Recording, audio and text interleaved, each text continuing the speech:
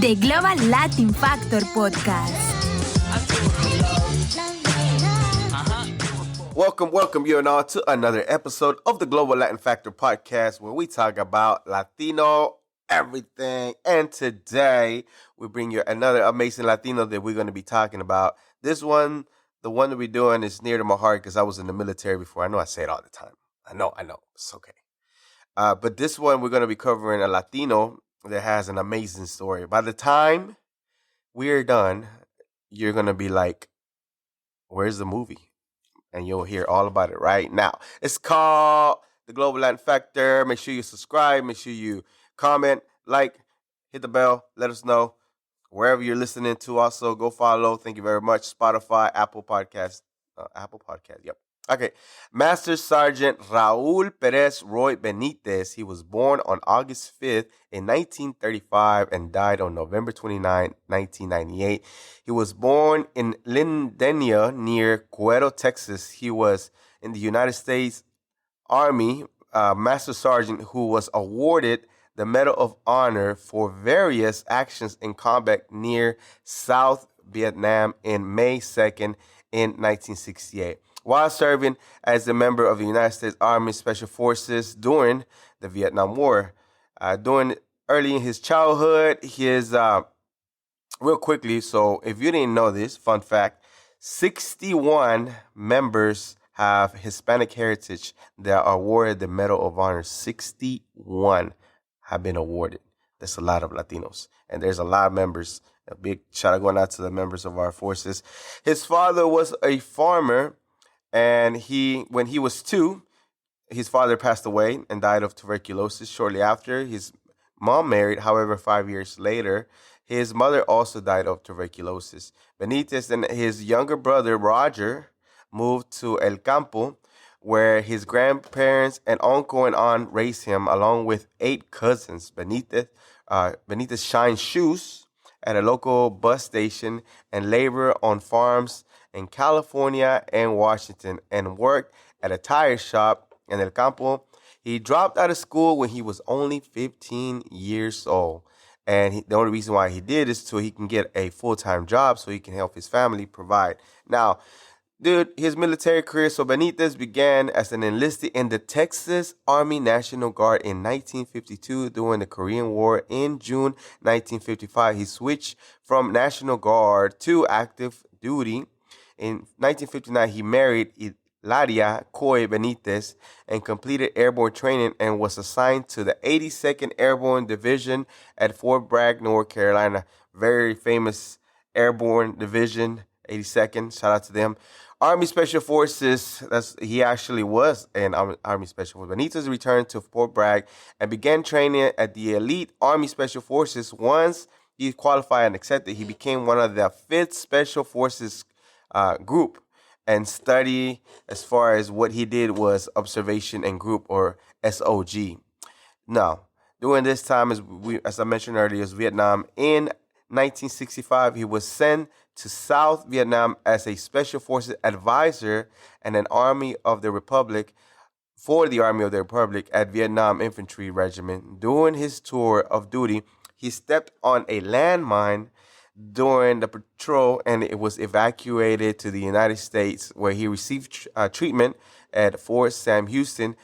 At that time, they told him he was not going to be able to walk. However, they started working on his discharge papers. However, at that time, he saw that, everything that was going on, the flag burning, everything else that was happening, and he just, it wasn't something that he was satisfied at that time. So, and that's what he was talking about whenever he received his speech, as far as the Medal of Honor speech in 1981. How when he received the news, he was like pretty much like very, very, very sad about the whole situation. Now, U.S. military presence in Vietnam, where he saw everything, you know about all the protests, everything else, and he just wasn't feeling all that. So remember, he got hurt, blew up a mine. His legs really hurt. Getting out of bed at night against the doctors, he began crawling in his elbows and chin, and he got to the nearest wall and began as far as like making his way and try to build strength. Like, and of course, he was also encouraged by patients that were there, which also fellow military that were either paralyzed or missing limbs. He would prop himself against the wall and attempt to lift himself unaided, starting by wiggling his toes, even when he's eventually wiggling his toes, then his feet, and then eventually, after several months of excruciating pain, he was at his own. He was able to, you know, pick himself up and walk out of the hospital with his wife next to him. So one thing is to serve and get blown up, but the other part is to go back and want some more. That's just a different type of breed of person. And, you know, he had the hunger for all the stuff that he was seeing on TV that he wasn't liking. He's like, nope, I got to get back. So when he was there's this thing they call the 6 hours in hell, which is on May 2nd in 1968, a 12-man special force patrol, which included 9 Vietnam tribal men, was surrounded by an NVA infantry battalion of 1,000 men. Benavidez heard the radio appear to help and boarded the helicopter to respond.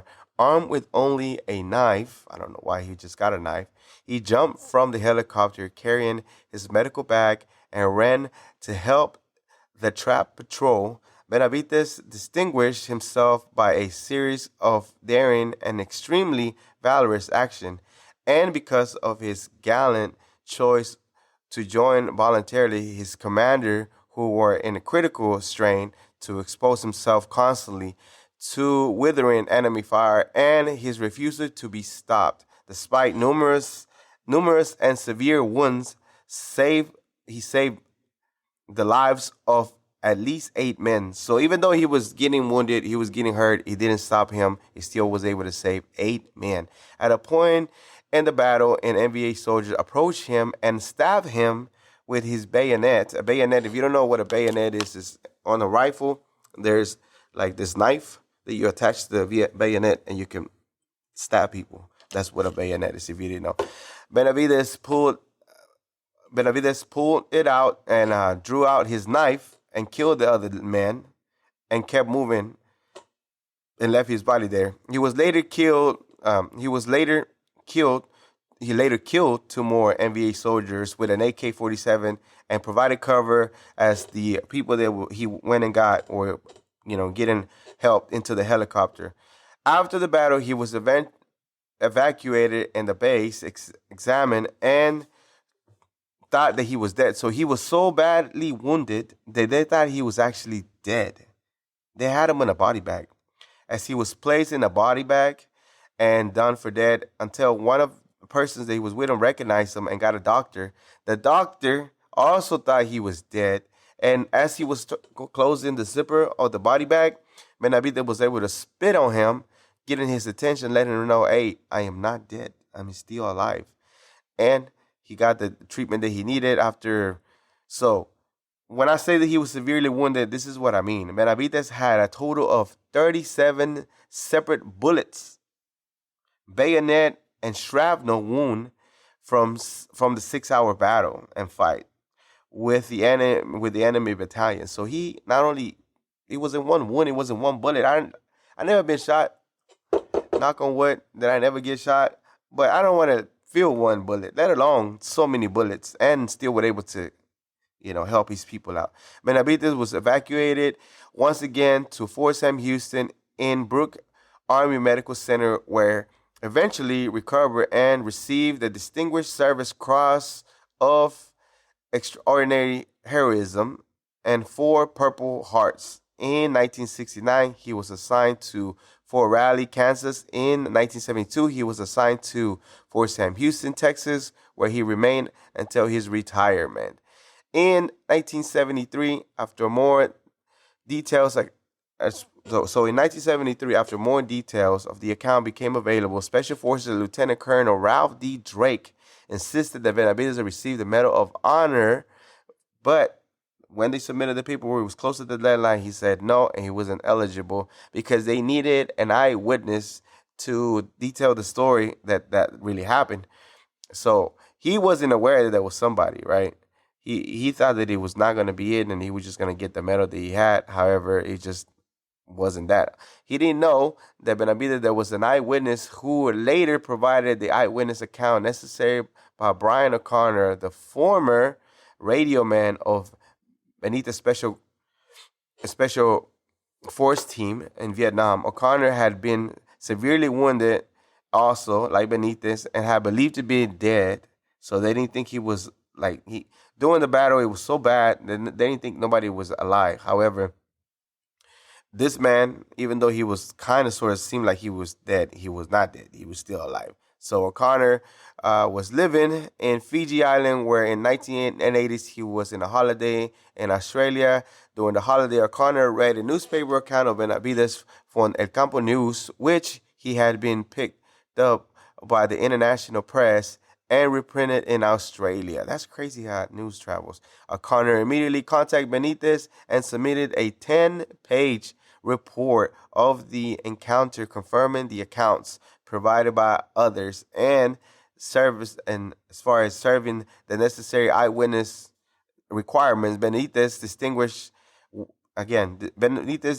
service across was upgraded to a Medal of Honor. Yes, so on February 24, 1981, President Ronald Reagan presented Roy P. Benitez with the Medal of Honor in the Pentagon. Reagan turned to the press and said, "If the story of this hero were a movie script, we would not believe it."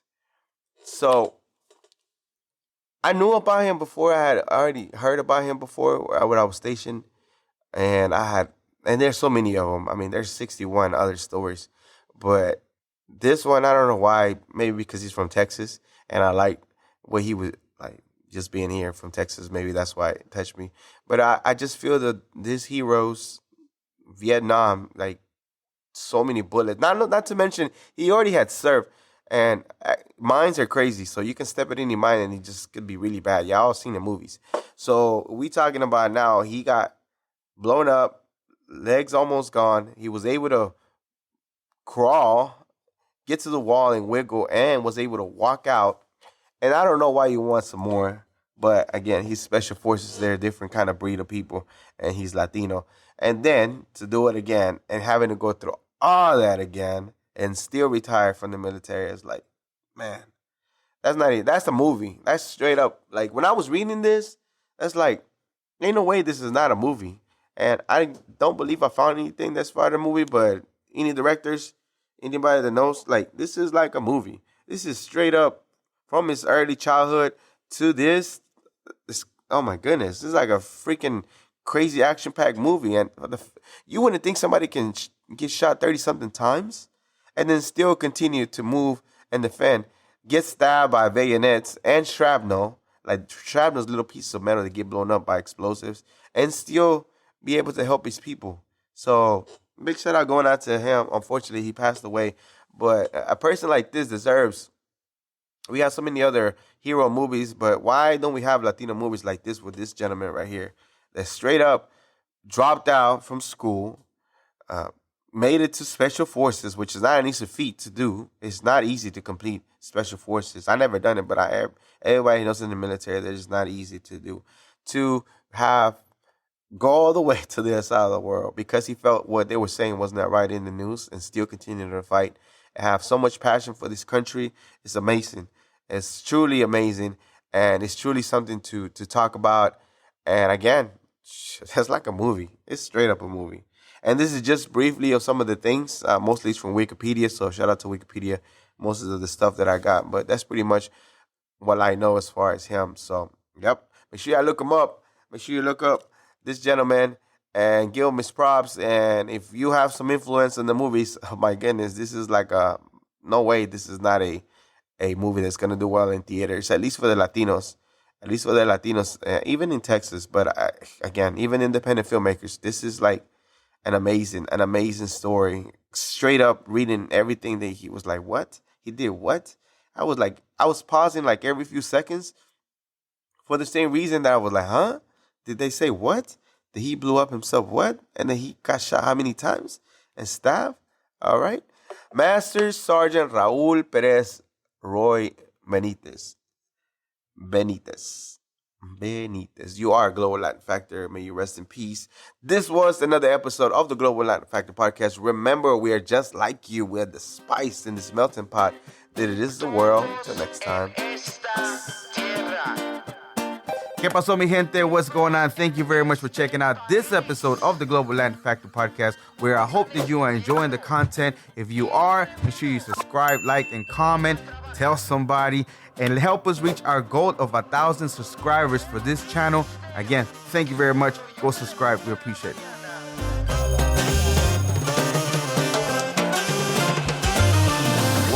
What is the la Vigo? Walks like a pero but in fact is a flamingo. Coming to Havana and reach from Puerto Rico. On a pirate ship, you don't know where do we go. The birds of the jungle chasing fortune and fame, but Juan is flamingo is no